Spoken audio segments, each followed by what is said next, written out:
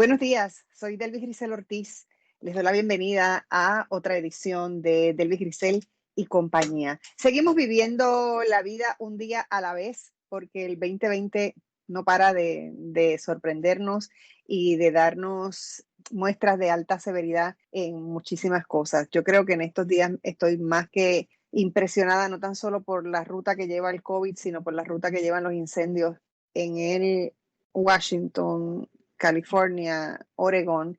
Es simplemente devastador lo que la humanidad está atravesando. Y bueno, regresando al COVID, en estos días hay unas presiones fuertísimas con el asunto de las vacunas, si salen, si no salen, si de dónde salen, si quiénes son las compañías, si en qué parte del mundo están esas compañías, cómo definen todo el proceso. Así que tengo invitados hoy al doctor Miguel Rivera.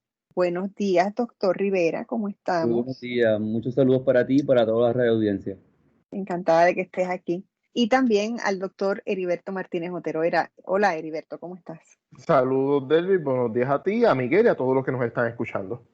Bueno, les doy mi corazón a ustedes dos porque de verdad que sé lo ocupados que están y que hayan sacado este ratito para acompañarme y conversar sobre este tema que es tan importante, pues estoy más que agradecida. Quiero empezar a conversar con Miguel para que me hable un poco de la geopolítica de las vacunas. ¿Dónde estamos? ¿Qué es lo que está pasando con ese movimiento a lo largo y a lo ancho del planeta, Miguel? Bueno, yo creo que hay que comprender algunas cosas, ¿no? Primero que nada, el tratar de lograr qué país o básicamente qué empresa va a lograr primero, ¿verdad? Encontrar la vacuna. Representa un importante nivel de prestigio para el país, básicamente que esté detrás de este tipo de hallazgo.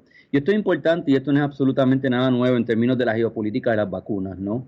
Históricamente ha sido de esta forma. No es casualidad que, por ejemplo, el gobierno ruso ha llamado la Sputnik su vacuna, ¿verdad? Porque obviamente ellos lo que están reclamando es que están teniendo otro momento en Sputnik, ¿verdad? En que sencillamente han echado un satélite en órbita por primera vez, que fueron los soviéticos, ¿verdad? Entonces es muy interesante porque va a haber un grado alto de prestigio detrás de esto, pero más importante aún, va a haber un grado de influencia política y económica de quien logre básicamente avanzar en términos de encontrar esa vacuna a nivel mundial. Y esto va a ser muy importante porque los países que logren avanzar en esa dirección van a tener una influencia mayor eventualmente sobre el posible proceso de redistribución de la cura, no solamente a nivel nacional de estas economías, sino también a nivel internacional. Y eso es muy importante porque la geopolítica a nivel mundial y la desigualdad política, económica que existe entre los países se va a reproducir en este proceso de igual forma, ¿no? Entonces, en ese sentido, esa contienda por bien quién va a avanzar a llegar primero a la meta, por decirlo de alguna forma,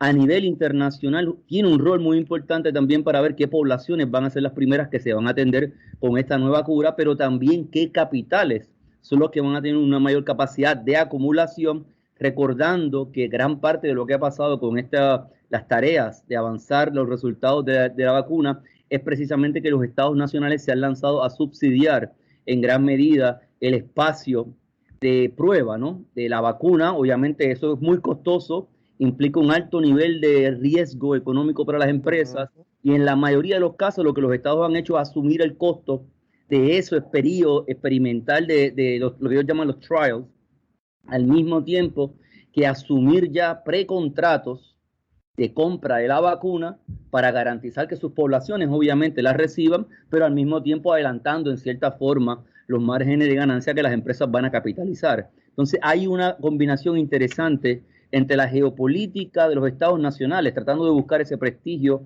y ese control, ¿verdad? Ciertamente tiene influencia mayor sobre la distribución internacional de las vacunas o de la cura, depende de lo que se encuentre, y obviamente la interrelación que existe entre estas empresas nacionales y obviamente estos estados. Y digo estas empresas transnacionales porque en todos los casos son empresas nacionales, pero en los casos especialmente más vinculados a Alemania, el Reino Unido y Estados Unidos, son empresas privadas, son transnacionales privadas. En el caso de China, Novak es una empresa pública, ¿verdad? O público-privada, que son el tipo de empresas transnacionales que más o menos manejan en China y que esas empresas, en el caso chino, por lo general están bajo la dirección del Ejecutivo chino, o sea que hay una dirección política mucho más directa. En el otro no es el caso. Entonces está toda esa dinámica de cómo ciertos estados nacionales logran en cierta forma hegemonía e influencia sobre el sector privado para tratar de garantizar eso. Y obviamente dejando, ya para dejarle un poco a Heriberto que comente, hay un factor que quiero mencionar, ¿verdad? Hablamos de la geopolítica que parte esencialmente del principio del análisis internacional, pero es muy importante también cómo la política doméstica de los países está siendo muy afectado por esto, especialmente en el contexto estadounidense. Con los que han seguido la vida, los Estados Unidos, ¿verdad? Trump está prometiendo una sorpresa para octubre y obviamente eso está muy influenciado por el contexto electoral estadounidense y obviamente la posición en la cual se encuentra y obviamente la evidente realidad de que para cuando las elecciones estadounidenses sucedan van a haber al menos 250,000 de personas muertas por COVID en los Estados Unidos y obviamente la posibilidad de presentar buenas noticias en el frente de la crisis del COVID sencillamente redundaría positivamente posiblemente en su campaña electoral como una estrategia obviamente de tratar de salvar un poco lo que está pasando. No es diferente eso a lo que está pasando en países como el Reino Unido en el contexto del Brexit, como está pasando en Alemania con el surgimiento de las protestas. O sea que si bien eso tiene una influencia en términos internacionales, también hay un componente nacional de la política nacional donde la crisis está jugando un rol sumamente fundamental. Y que se hacen unas presiones bien fuertes a quienes están creando las vacunas que todavía no están listas. La realidad es que no están listas. Y yo he visto en estos días que ha habido un acuerdo entre las farmacéuticas o las empresas que están, o sea, no las vamos a sacar hasta que no estemos realmente seguros y han hecho ese acuerdo. Es importante. Una cosa es la presión política y otra cosa es la realidad, si la vacuna está lista o no. Porque es importante algo, una vez que salga esa vacuna, acuérdate de cómo son capitales privados o empresas transnacionales, ellos son responsables de los daños que causen. Quizás en el caso chino eso tiene una variación distinta, en el caso ruso tiene una variación distinta porque son empresas paraestatales o subsidiadas indirectamente por el Estado y ahí quizás hay unas protecciones mayores en términos de cometer un error, pero en el caso, por ejemplo, de las empresas, el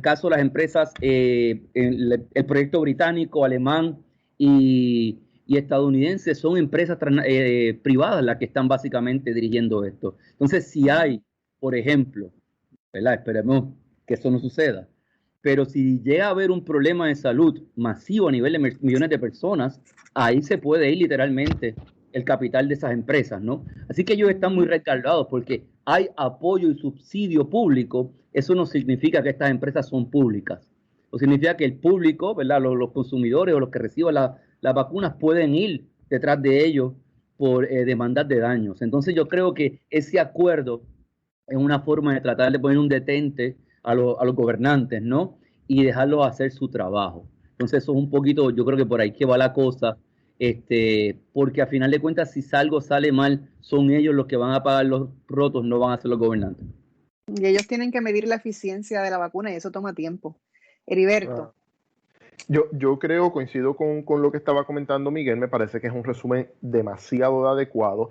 Lo único que yo quiero incorporar es que pienso, y lo pongo a la discusión, pienso que la base de todo lo que Miguel está discutiendo es la nueva Guerra Fría del siglo XXI. Una lucha por la hegemonía global entre China y los Estados Unidos, en donde países como Alemania, Francia y Reino Unido y Rusia están buscando también posicionarse. Recordemos que ya medir el peso de las economías a base de Producto Interno Bruto nominal o a base de poder de compra son mecanismos que ya te dan una delantera demasiado marcada de los Estados Unidos y China.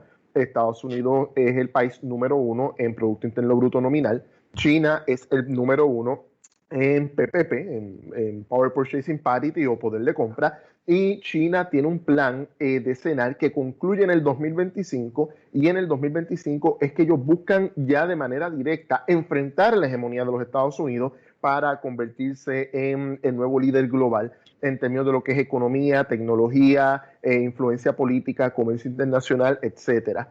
En un programa anterior ya Carlos Severino nos hablaba de la ruta de la seda y de los diferentes mecanismos que China está utilizando para continuar consolidando su poder regional hasta que tenga la capacidad de hacerlo a un poder a escala global. ¿Por qué quiero traer esto? Porque la vacuna, al igual que ahorita me mencionaba lo del Sputnik, ¿no? Lo que fue la guerra espacial entre la competencia espacial entre la Unión Soviética y Estados Unidos, pues ahora lo estamos viendo a nivel de 4 áreas fundamentales: 5G, inteligencia artificial, robótica y el área de la salud, el área de los medicamentos.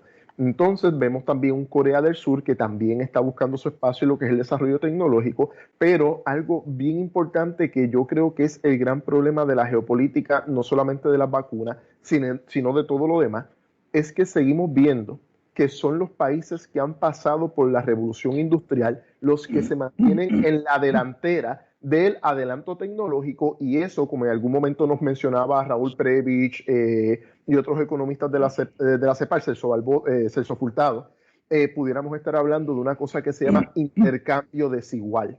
La capacidad de los países, por ejemplo, en América Latina, el Caribe, para adquirir una vacuna versus los países centro, ¿no? Los países que tienen esas revoluciones industriales y que continúan estando al frente de la frontera de la tecnología, lo que va a provocar, en mi opinión, es una mayor desigualdad entre los países centro y los países periferia, y como mencionaba Miguel en un momento dado, también va a provocar mucha desigualdad al interior de las sociedades para ver entonces quién va a tener acceso a estas vacunas. Y me parece que, y cierro, me parece que la batalla por encontrar la vacuna es una lucha por quién va a controlar el poder económico en la próxima década y en lo que queda del siglo XXI. Miguel. Bueno, yo creo que estoy coincido, ¿verdad?, con lo que está mencionando Heriberto. Solamente quiero hacer algunas notaciones un poco reforzando lo que él está diciendo. Es muy interesante, ¿verdad?, porque algo de que yo no estoy, a mí ese concepto de la nueva Guerra Fría no me gusta tanto, pero las evidentes tensiones y los conflictos interimperialistas, ¿verdad?, entre China y Estados Unidos son relativamente obvios, ¿no? Y yo creo que una de las ilustraciones más claras es cómo este manejo de esta vacuna se ha tornado un conflicto tan árido entre las potencias. Y traigo este ejemplo para traer un ejemplo histórico que es sumamente interesante. A mí me fascina este ejemplo, y es básicamente cómo es que se descubre, se implementa en el mundo la vacuna del polio.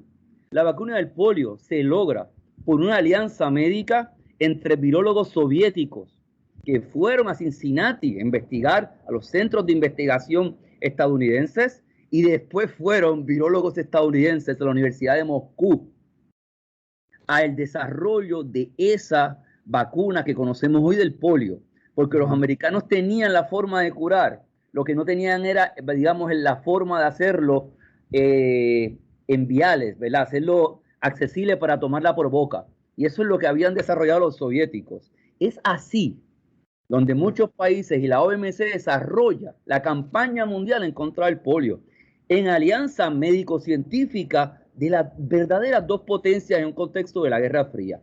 ¿Por qué traigo esto? Porque en un momento histórico donde realmente había para lo que es realmente la Guerra Fría, esos canales científico-tecnológicos no se cerraron, por lo menos en los frentes humanitarios.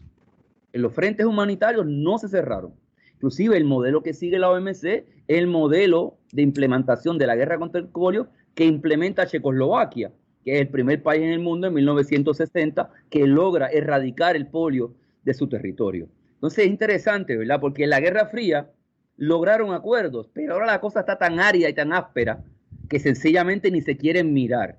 Está todo el mundo compitiendo por ver quién llega primero a esa meta, lo cual yo creo que es reflejo muy claro también de ese tipo de economía internacional que operaba en ese momento histórico, de un fordismo keynesiano, centrada básicamente en el Estado, y ahora básicamente una economía global centrada en el capital transnacional privado y un régimen internacional neoliberal, ¿no?, donde esa centralidad del Estado y la planificación tiene un rol mucho menos importante que el que jugaba en este momento histórico. Y en ese contexto internacional, obviamente la competencia y las rivalidades intercapitalistas se van a exacerbar aún más. Así que en ese sentido, si quizás no estoy tan de acuerdo con ese concepto de la Nueva Guerra Fría, sin dudas algunas.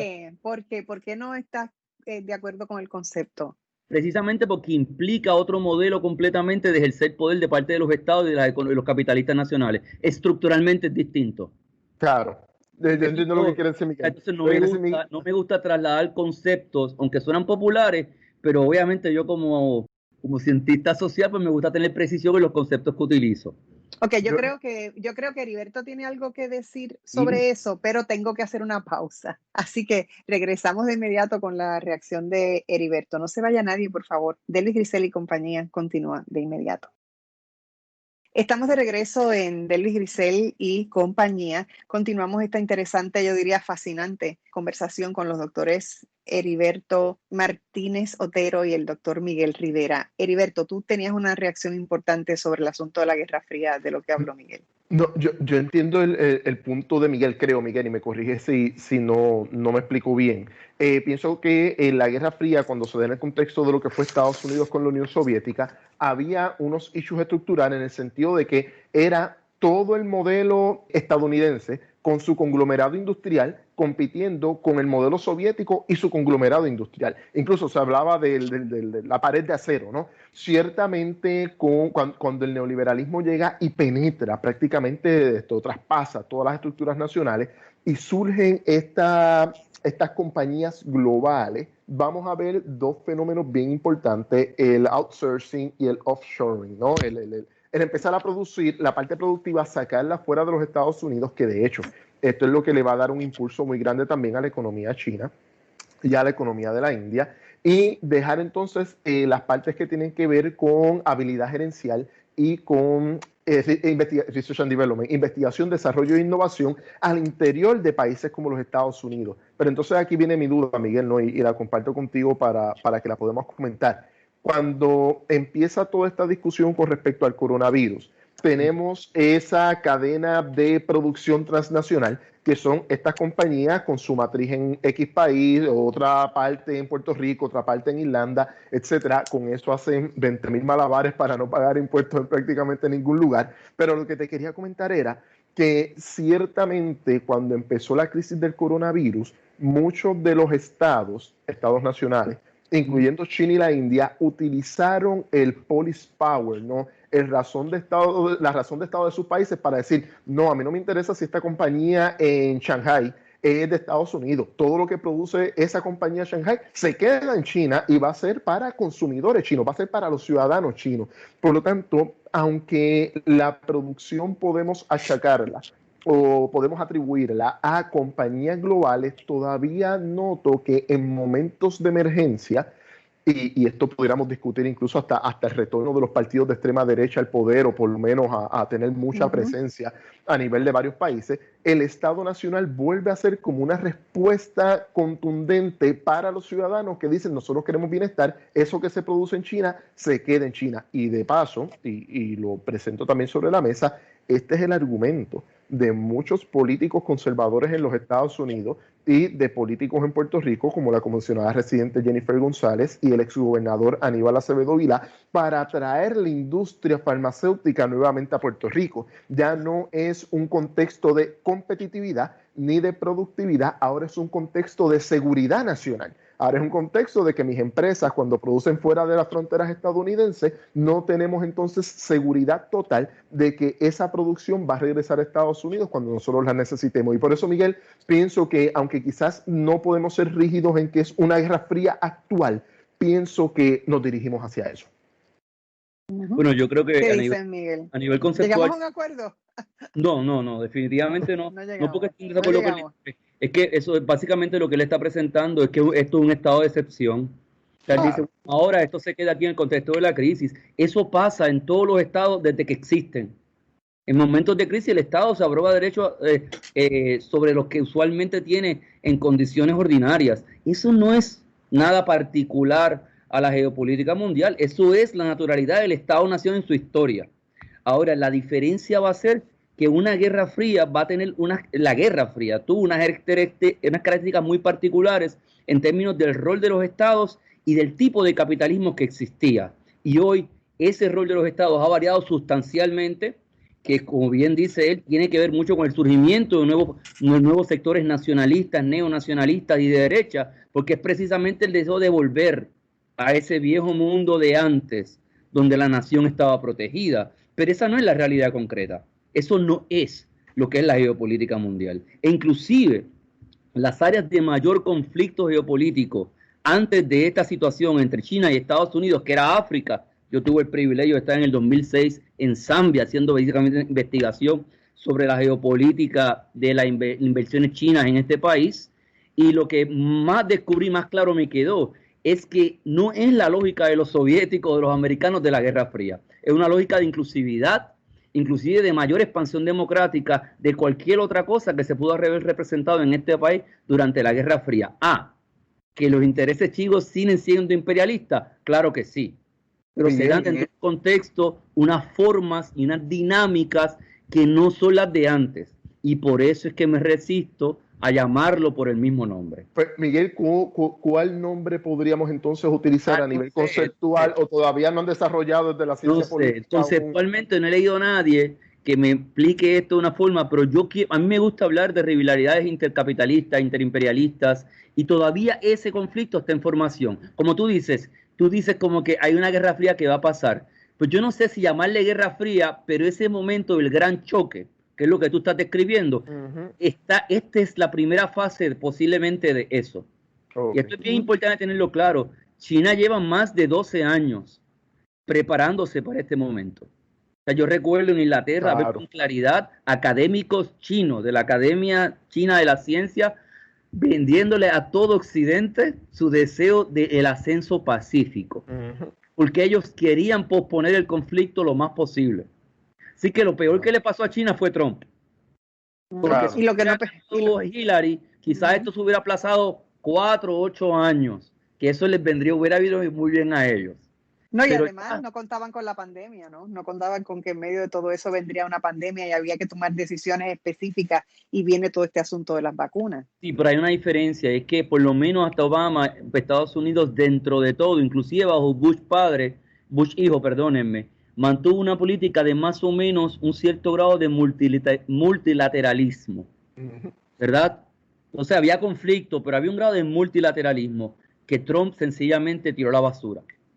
Entonces, en ese sentido, la política exterior de Trump no representa una idea de que al menos hay que dejar canales abiertos para dialogar con nuestros enemigos. Y eso es gran parte del problema. Mira, y es bien interesante. ¿Y cómo impactará eso el asunto de sale la vacuna o no sale la vacuna? Nuevamente, yo creo que sale la vacuna, no sale la vacuna, no es algo que va a depender de los estados. Es algo que va a depender de las empresas. Por ejemplo, eso es una gran diferencia de la Guerra Fría, donde eso se hacía más dirigido por los estados. Los estados tenían una influencia bien grande. Ahora es el capital transnacional y punto. Por ejemplo, recibieron billones de dólares las empresas transnacionales, pero los Estados Unidos y Reino Unido no están pidiendo nada a cambio. Lo que están haciendo es subsidiando los trials porque es la única forma de acelerar el proceso. Porque nosotros lo vamos a pagar. Si lo pagas tú, nosotros lo hacemos. Claro, y tienes un punto. Tienes un punto interesante y es que lo que está pidiendo Estados Unidos y Reino Unido son precontratos. Y eso te está dando como una relación como de igualdad, como que, ok, nosotros vamos a poner dinero contribuyente en la investigación y el desarrollo, en la parte de producción. Ahora, si lo logras, pues entonces nosotros queremos un trato preferente al momento de repartir esa vacuna. Y te escucho, Miguel, hablando, y recuerdo ahora esta noticia y no se me ocurrió para traerla al programa, pero la voy a buscar luego, que es que ya varias farmacéuticas a nivel internacional se unieron bajo un manifiesto para exigir el cese de presiones de los países a la hora de acaparar la posible vacuna que se vaya a estar realizando. O sea, estamos viendo... ¿Qué es lo que estaba diciendo yo? Es lo que estaba diciendo yo en el primer segmento. Precisamente a esa información me refería. Y es el elemento corporativo buscando, no sé si podríamos llamarlo así, Miguel, es el sector corporativo buscando entonces la autonomía de lo político. Sí. No nos interesa quién esté en la presidencia, no queremos estas presiones, vamos a producir y nosotros determinamos cómo se va a distribuir. Pero es interesante porque si bien por un lado ellos tratan de obviarlo, y yo creo que correctamente inclusive, está entonces lo otro, y es que los estados siguen avanzando en tratar de garantizar sus porciones. Y le voy a dar algo que leí el fin de semana. Brasil acaba de entregarle a la filial de AstraZeneca en Brasil $300 millones para garantizar porciones y dosis.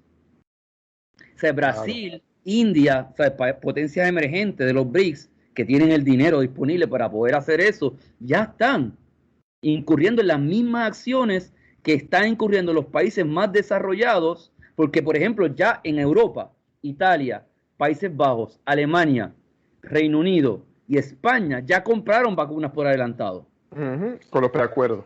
¿Me entiendes? Entonces, en ese sentido, ya los países emergentes que tienen capital están diciendo, espérate, vamos a garantizar una porción de esa primera ronda de producción que no vaya a ser que nos quedemos muy atrás en la repartición. Entonces, en ese sentido, es importante bien tener claro que de igual forma en que la salud es un bien, desgraciadamente, de consumo, que en muchos países la tiene quien la puede pagar, la vacuna va a ser igual forma un bien de consumo de ese tipo.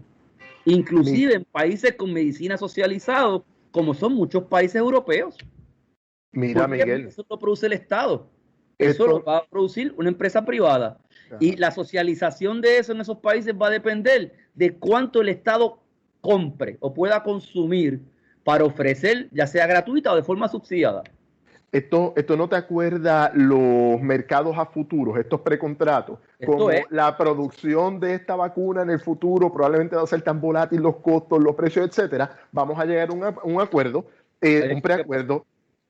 Aliviamos, linearizamos los posibles costos, ya tengo un costo predeterminado en el futuro, pero entonces quien va a tener un impacto negativo, y era quizás el punto que yo quería traer al principio, quien va a sufrir más del impacto de estos preacuerdos son los que tú no estás mencionando. Son todos estos países de economía emergente que no tienen el capital para poder lograr entonces esos preacuerdos, y estos básicamente van a depender de la caridad internacional o de precios sumamente altos de industrias farmacéuticas que quieran recuperar capital a través de la venta de la vacuna. Heriberto, yo creo que, espera un momento, antes, yo me tengo que ir a una pausa, pero quiero que cuando regresemos, Heriberto, me des una explicación un poquito más amplia de lo que es este concepto que acabas de describir. Mercados a futuro.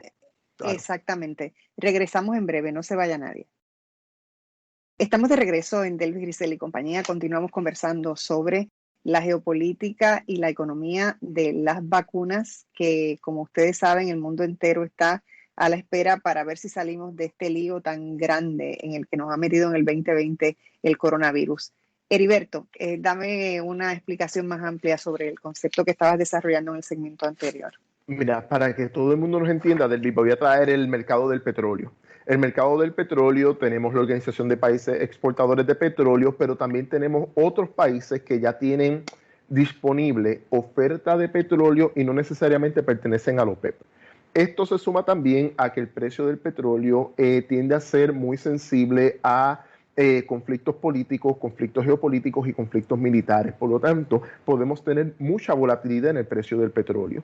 Lo que hacen muchos países y muchas empresas para protegerse de la volatilidad de estos precios es que te dicen, pues vamos a llegar a un acuerdo. Yo te voy a comprar el petróleo, como yo necesito petróleo todo el año, yo te voy a comprar el petróleo a este precio, pero aquí viene también una situación que es muy particular, que es que acordamos el precio, por eso se le llama preacuerdo, acordamos el precio del petróleo en el futuro, pero yo que estoy pagando por ese petróleo, también me comprometo a recibirlo. ¿Está bien? Esa parte es bien importante porque entonces eso es lo que a veces nos puede explicar cómo a principios de este año, no en el primer trimestre de este año, el precio del petróleo llegó a niveles negativos. O sea, hubo un desplome del precio del petróleo porque al haber un parón de la economía mundial, pues prácticamente toda esa oferta de petróleo se estancó y teníamos que buscar dónde almacenarla. Por lo tanto, yo pago para que tú me la almacenes. Pongo el precio del petróleo en valor negativo. Esa parte no es tan importante para lo que estamos discutiendo. La parte que sí quiero que tengamos claros es que países y corporaciones con mucho poder económico pueden acordar con los productores de petróleo el precio para el año que viene, para aquí a 18 meses, y lo pueden fijar para evitar las fluctuaciones y la volatilidad del precio diario, mensual o semanal que pueda tener el petróleo en cualquier mercado. Pienso que con las vacunas puede ocurrir algo similar. Lo que están haciendo los estados nacionales, que están llegando a preacuerdos con la industria farmacéutica, lo que están diciendo es como esta vacuna puede traer conflicto, volatilidad e incertidumbre, yo quiero que tú como corporación llegues conmigo a un acuerdo y vamos entonces a fijar el precio para cuando tú tengas la vacuna disponible, me vas a dar tanto y yo voy a comprar tanto. como dice Miguel, esto abre la puerta entonces a ver qué se está negociando. Puede que parte de esos preacuerdos sea, está bien, yo te garantizo la oferta de la vacuna, te garantizo el precio de la vacuna, pero el riesgo lo asumes tú, Estado Nacional, no lo voy a asumir yo. Así que eso es parte de la discusión de lo que se está teniendo en este momento con respecto al precio de la vacuna. Por ejemplo, o ponerlo bien directo esto, lo que está tratando de garantizar los estados nacionales es tener acceso en ciertas cantidades a ciertos precios. Es decir, se llaman contratos a futuros precisamente porque lo que hace es garantizar la producción que todavía no existe. Exacto. Que se va a producir a futuro y que se va a consumir a futuro. Claro, si va a ser un mercado a futuro, ¿verdad? Un poco ahí para decirlo, será si esos contratos después se transforman en un instrumento negociable en los mercados financieros. Claro. Lo que pasa no solamente con el petróleo, sino con todos los contratos de los commodities a nivel mundial, ¿verdad? Que son instrumentos negociables. Delvis tiene un contrato para adquirir 1.000 millones de vacunas, pero Delvis puede venderle a Heriberto ese contrato y hacer ganancias sobre él. Que es interesante porque si eso empieza a suceder, no solamente se financializa el proceso de acceso a la vacuna, sino que implica que los países en vías de desarrollo van a obtener la vacuna mucho más cara que lo compraron los países desarrollados. Y nuevamente se va a volver a generar no solamente ese intercambio que hablaba Heriberto y ese nivel de mayor transferencia de recursos del sur global al norte global, sino obviamente va a reducir la posibilidad de mayor nivel de impacto de la vacuna en los países más empobrecidos. Y en ese sentido, ¿verdad? Las dinámicas de la economía global no van a estar, la vacuna no está exenta de las dinámicas de las dinámicas de la economía global. Inclusive, para darte un ejemplo concreto de esto, tratando de ver ya que esto pueda suceder, la OMC recientemente trató de proponer un protocolo de distribución. Protocolo de distribución que tanto las empresas como los estados nacionales más fuertes abandonaron y rechazaron inmediatamente. ¿Por qué? Bueno, no, porque los principios de solidaridad no van a ser los que van a regir la repartición global de la vacuna.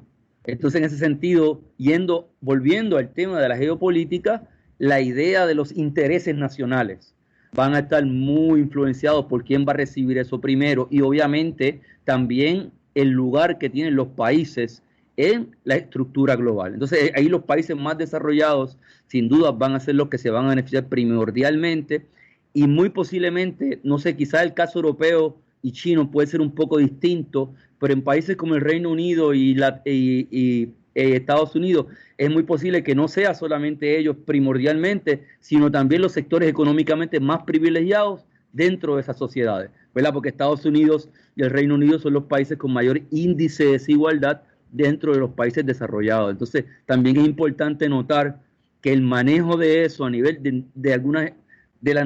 la economía nacional puede ser distinto en dependencia del modelo económico que el país siga. Mira, Delvis, hay que poner lo que acaba de decir Miguel, hay que ponerlo en un audio y repetirlo mucho, porque implícitamente lo que Miguel acaba de decir es que al final del recorrido de la pandemia, los grandes ganadores no va a ser la industria farmacéutica, va a ser el sector financiero global que tiene su presencia o su mayor presencia en los Estados Unidos y en el Reino Unido de la Gran Bretaña. Punto. Al final, cuando tú financiarizas la producción de la cosa, en este caso, la vacuna, al final del recorrido vamos a tener empobrecimiento en el sur, vamos a tener transferencia de riqueza a los países del norte, pero quería puntualizar porque Miguel lo dijo, pero no lo terminó de manera categórica. Al final del recorrido, en el sistema neoliberal, en el sistema capitalista, en su versión neoliberal, los grandes ganadores de esta crisis son el sector financiero internacional, que se distribuye mayormente entre The City en el Reino Unido de la Gran Bretaña y Wall Street en la ciudad de Nueva York. Y qué interesante porque a final de cuentas es una reproducción, porque a final de cuentas los capitales hegemónicos, a pesar de toda esta tecnología productiva, la hegemonía de esto lo sigue teniendo el sector financiero a nivel mundial. O sea, que eso es bien importante tener claro, ¿no? Por ejemplo, nada más preguntarnos de dónde salen esos millones que los países imprimen. Salen de esa liquidez que ofrece el sistema financiero. Así que es importante, ¿no? Es bien complicado, pero es importante. Y el que tiene la máquina de hacer el dinero. Puedes seguir imprimiendo dinero. Pero es hasta un poquito más complicado que eso, pero claro. El principio es ese. El principio Claro. es ese. Pero para que tengamos claro la ruta, Delvis y Miguel, la ruta es sencilla. Dinero de los contribuyentes pasa a las corporaciones manufactureras, el sector económico-industrial desarrolla la vacuna. Como decía Miguel, el Estado puede vender esto en mercado secundario, por lo tanto se financiariza la producción de la vacuna y al final del día lo que tenemos en un efecto reducido es poner dinero público de los contribuyentes en ganancias del sector financiero internacional. De que hay un proceso intermedio, lo hay. De que va a haber una vacuna al final del recorrido, probablemente, pero al final quienes van a ganar y quienes van a salir fortalecidos va a ser este sector financiero. Y va a haber un proceso de socialización que es importante también, ¿verdad? Porque el problema es que la crisis viabiliza un montón de políticas y viabiliza un montón de posibilidades porque la gente está desesperada. Claro. Entonces, mucha gente, si la gente no va a tener los ojos en lo que está pasando detrás, la gente lo que tiene los ojos, yo creo que todo el mundo en el planeta, curarse. Que la gente deje de morir, que la gente, y que volvamos en algún momento a tener algún sentido de normalidad. Es interesante también, a mí me encanta, no me encanta, lo detesto, pero me gusta cómo la gente habla de volver a la normalidad. Porque yo digo, pero normalidad, ¿qué normalidad? Yo no quiero volver a la normalidad. Claro. La normalidad antes de la crisis era mala, malísima. Exacto. Entonces, a mí me gustaría volver a, no sé ni cómo llamarle, pero no sé, a otra normalidad. Claro, avanzar a otra normalidad.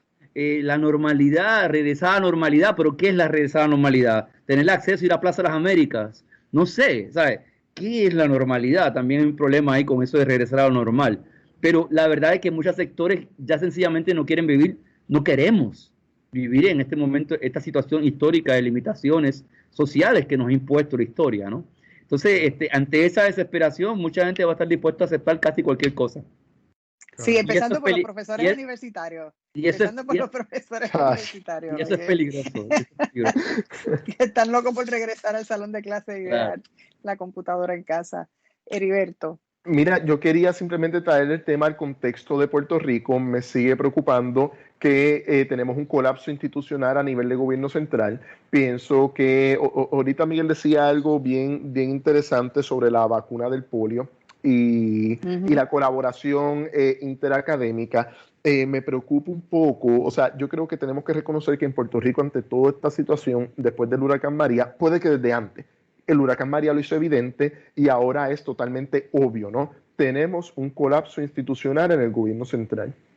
Y me parece que para toda esta discusión de la vacuna, de la salud pública, va a ser bien importante que ahora los diferentes gremios, asociaciones profesionales, la Universidad de Puerto Rico, algunos municipios, algunas empresas, algunas cooperativas, o sea, vamos a tener que empezar a tener algún tipo de diálogo social horizontal para plantearnos cómo vamos a participar de manera internacional en toda esta discusión, porque ciertamente estamos ante una gran crisis que Miguel y yo hemos estado describiendo durante esta última hora, pero cuando uno mira desde Puerto Rico, ¿qué institución va a velar por el bienestar de los puertorriqueños? Pues prácticamente yo diría que el gobierno central no es. Tenemos que mirar a otra y me parece que debería ser la Universidad de Puerto Rico. La pregunta entonces sería el cómo, y como esa es la pregunta difícil, se la dejo a Miguel.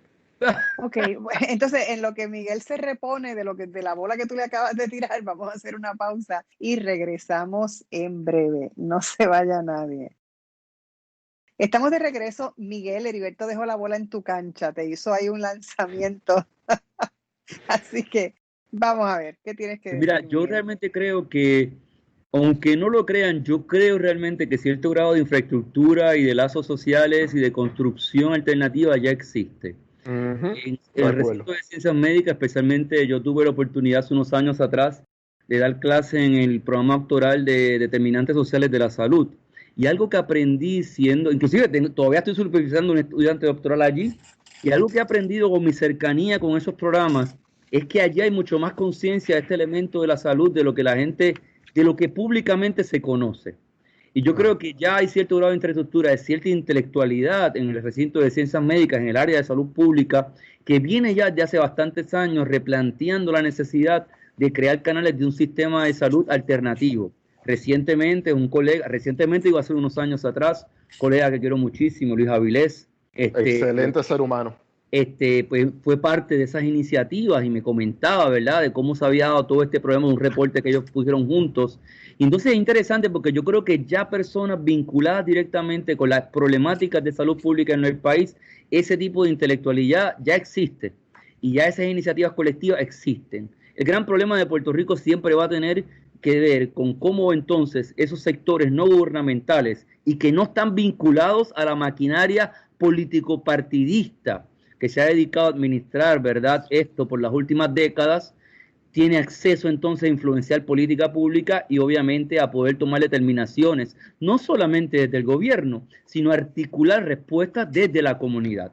Y esto es bien importante tenerlo claro, ¿verdad? Si bien es bien importante siempre que el Estado, el gobierno o el Estado, ¿verdad?, en nuestro caso pues el gobierno, tenga su responsabilidad, invierta e implemente, también es importante empezar a pensar el poder fuera del Estado y creando estructuras de poder social paralelas desde las comunidades, desde estos grupos que sencillamente nos puedan replantear este momento no solamente como un momento de manejar la crisis sanitaria de otra forma, sino pienso yo como una escuela de cómo podríamos manejar las relaciones sociales de gobernanza, de reproducción social en nuestro país de una forma diferente. Entonces, en ese sentido, quiero retomar el concepto que yo lo había utilizado ya en este programa, si no me recuerdo, que yo creo que me gusta mucho, que dice Heriberto. Yo creo que la clave está en la horizontalidad, ¿no? Está en el hecho de mirar hacia el lado en vez de mirar hacia arriba. Pero obviamente miramos primero hacia el lado para crear estructuras de poder que después nos permitan ejercer poder hacia arriba, ¿no? Entonces yo creo que las alternativas tienen que ir en esa dirección, porque yo creo que si algo se ha demostrado claramente en los últimos 4 años es que ni el gobierno federal, ni el gobierno central, y en muchos lugares, no en todos, ni el gobierno municipal tampoco, realmente le ha respondido a la población. Y eso es bien importante tenerlo claro, ¿verdad? Y dígolo porque yo creo que hay municipios que son excepciones en Puerto Rico, pero hay un montón de municipios en Puerto Rico que el Estado sencillamente después de María fue ausente por todos los lugares, ¿verdad? Estamos en un momento... Estoy de acuerdo. En ese sentido, ¿cuál fue la solución en muchos lugares? ¿Cuáles fueron las excepciones? La comunidad. Las excepciones. Uh-huh. Hay excepciones, pero ¿quién fue la solución? La comunidad. La gente salió a la calle, removió los escombros, limpió las calles, compartieron lo que tenían. Fue la solidaridad de la comunidad. En Seguro, la organización lo que echó para adelante el país. Uh-huh. Guánica, por ejemplo. Y entonces yo creo que es un pueblo que prácticamente se gobierna solo. Esos son enseñanzas embrionarias que quizás tendríamos que pensarlas para proyectos más a largo plazo de crear nuevas estructuras de poder, que no solamente dependamos de lo de arriba, sino que podamos crear estructuras de poder para poder exigir con poder a los de arriba y fuera de los canales de comunicación política que son los que ellos privilegian. Claro. Es básicamente esos mecanismos tradicionales los cuales ellos controlan. Entonces, Heriberto. No sé, Heriberto, si te contesté.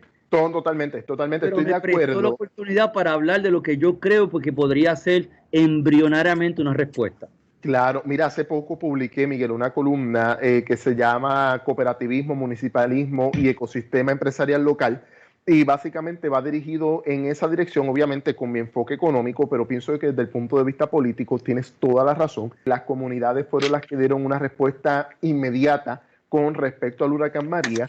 Lo único que yo incorporaría, y ahora haciendo todas estas lecturas del municipalismo, etcétera, es que me ha sorprendido mucho el rol de algunos municipios. Tú tienes razón, tenemos 78 municipios, por lo tanto tenemos de todo, municipios extraordinarios, municipios no tan extraordinarios, pero me ha sorprendido que fueron desde el punto de vista de algún tipo de estructura institucional gubernamental los primeros en dar una respuesta a la cuestión del rastreo, de las pruebas, de incluso incorporar epidemiólogos a la estructura burocrática municipal para que diera dirección de lo que estaba pasando, mientras que el gobierno central, prácticamente el Departamento de Salud estaba colapsado, cifras viejas. Es una nueva, y me está bien interesante, aquí también podemos incluir, incluso esto puede ser otro programa, podemos incluir incluso el tema de género, o sea, con las últimas científicas y epidemiólogas, que yo he estado en diferentes programas, espacios, compartiendo información, son mujeres, o sea, el elemento femenino está bien presente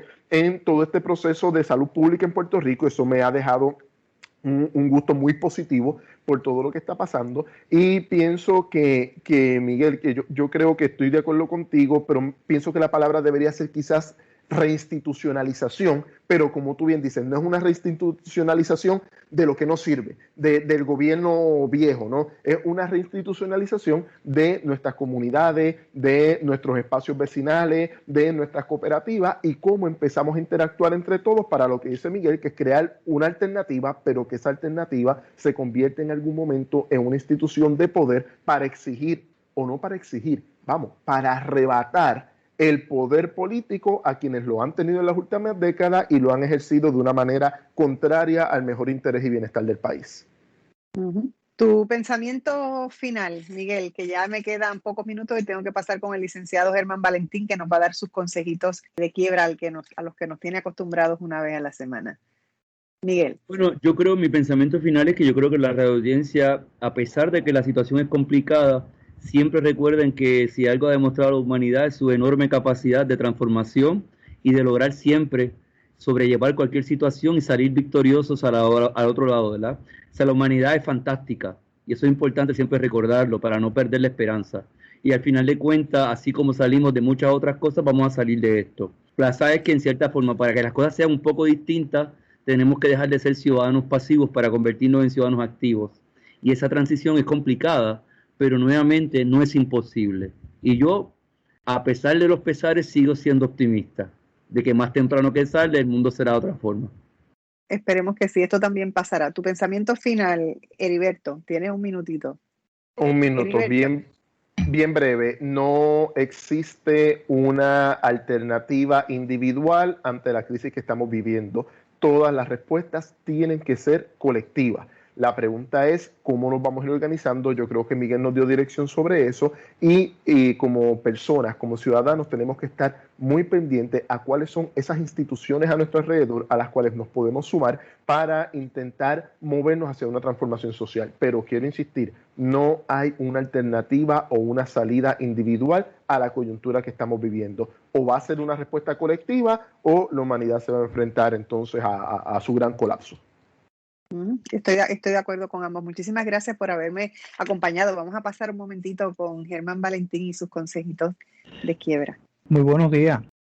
En el programa pasado les hablé en términos generales sobre la necesidad y procedimiento para reclamar salarios a un patrono en quiebra. Hoy les hablaré sobre la reciente orden del Centro para el Control de Enfermedades, el CDC, que entró en vigor el 4 de septiembre de 2020 y tiene vigencia hasta el 31 de diciembre. Me refiero a la orden declarando una moratoria en los procedimientos de desahucio. ¿A quiénes aplica esta orden? La orden tendrá vigencia en los estados o territorios que no tengan una moratoria para desahucios y cuya moratoria sea más amplia que la establecida en la orden. La orden aplica a los caseros, a los dueños de una propiedad residencial o a personas con autoridad legal para iniciar o continuar un procedimiento de desahucio. La orden protege a los arrendatarios, inquilinos o personas que ocupan la propiedad residencial, y debo señalar además que no aplica a hipotecas, solo a propiedades arrendadas. Para beneficiarse de la orden, el inquilino deberá presentar al arrendador una declaración bajo pena de perjurio que indique que ha hecho su mejor esfuerzo para obtener asistencia disponible del gobierno para el pago del alquiler o de la vivienda, que espera no tener ingresos de más de $99,000 en el año 2020 y $198,000 si es un matrimonio que rinde planilla conjunta, que no tuvo ingresos para declarar en la planilla federal de IRS en el 2019 o recibió un cheque de estímulo económico bajo la ley CARES, que la persona no puede hacer pagos de alquiler debido a una reducción sustancial de ingresos, reducciones en horas de trabajo, cesantía o layoff, o gastos médicos extraordinarios, que la persona está haciendo su mejor esfuerzo para hacer pagos parciales y puntuales según sus circunstancias lo permiten, que el desahucio representa un riesgo para convertirse en una persona sin hogar y que lo obligaría a vivir en un espacio cerrado con otras personas por no tener otras alternativas de vivienda. Es importante señalar que la orden no exime al inquilino del pago del alquiler, es decir, que no perdona o cancela los pagos que se deban. Tampoco lo exime de cumplir con alguna condición del contrato y tampoco lo libera del pago de recargos, intereses, etcétera, según dispone el contrato. El individuo puede ser desahuciado por las siguientes razones: realizar actividades criminales en la vivienda, poner en riesgo la salud o seguridad de los residentes, causar daños a la propiedad, violar cualquier reglamento u orden relativa a la protección de la salud o la seguridad, cumplir con cualquier condición del contrato que no sea el pago del canon de arrendamiento. Para orientación sobre este tema o cualquier asunto relacionado con la ley de quiebra, se puede comunicar conmigo al número 787-403-1260. La orientación es gratis y recuerde que no tiene nada que perder y mucho que ganar. Gracias y hasta la próxima semana. Muchísimas gracias, Germán. Muchísimas gracias a Miguel y a Heriberto por haberme acompañado en este programa fascinante sobre el tema de las vacunas. Amigos, a ustedes muchísimas gracias por escucharnos. Que tengan un día maravilloso y sobre todo lleno de paz.